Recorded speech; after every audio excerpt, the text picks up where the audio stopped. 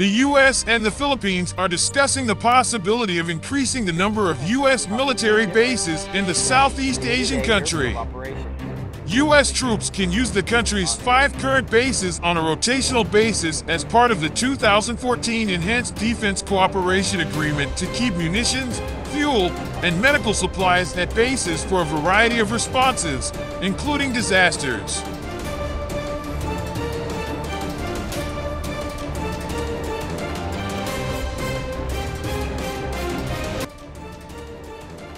The plan to add a military base is also to add that the agreement includes plans to upgrade storage facilities and other infrastructure at the base, which have not yet been implemented.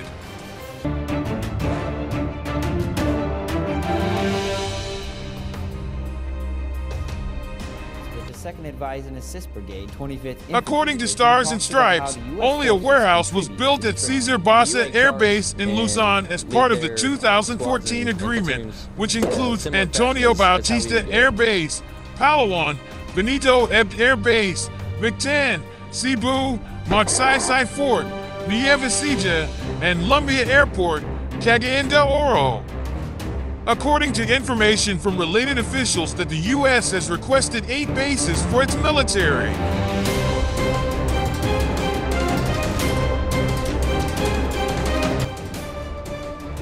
The U.S. also wants additional bases included for the Navy, which is included in the planned infrastructure development under the agreement to be completed in 3 years.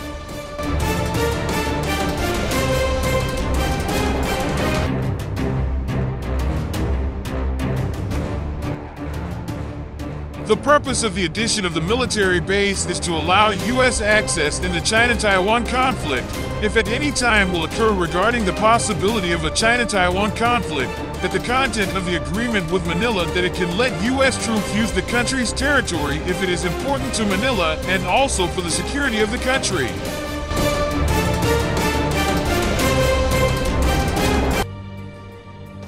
U.S. military planners are focusing on the Philippines as they consider deploying their forces among small islands in the Western Pacific and increasing the prospect of conflict over Taiwan. For example, members of the newly formed 3rd Marine Littoral Regiment Marine Corps practiced advanced expeditionary base operations tactics during the annual Balakaden exercises in the Philippines in April.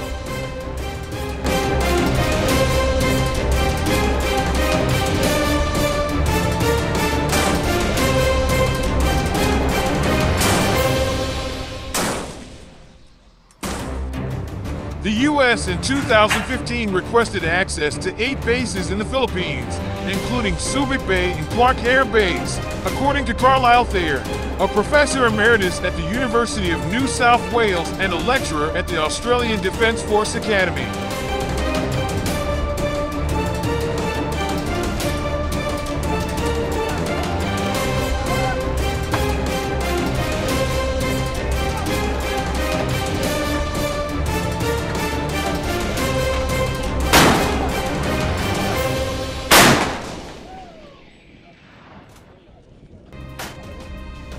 Subic and Clark formed the largest overseas military community in America before both were damaged in the 1991 eruption of Mount Pinatubo and, soon after, returned to the Philippines.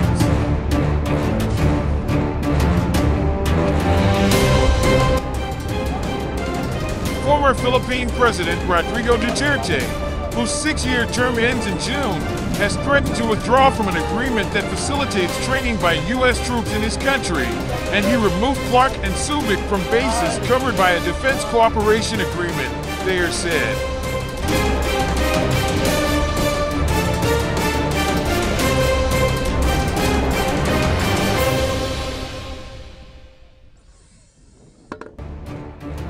U.S. access has always been in the shadow of Duterte's will, he added. The Philippines' new president, Ferdinand Bongbong Marcos Jr., son of the country's late dictator who ruled from 1965 to 1986, does not have the anti-American chip on his shoulders like Duterte has, Thayer said.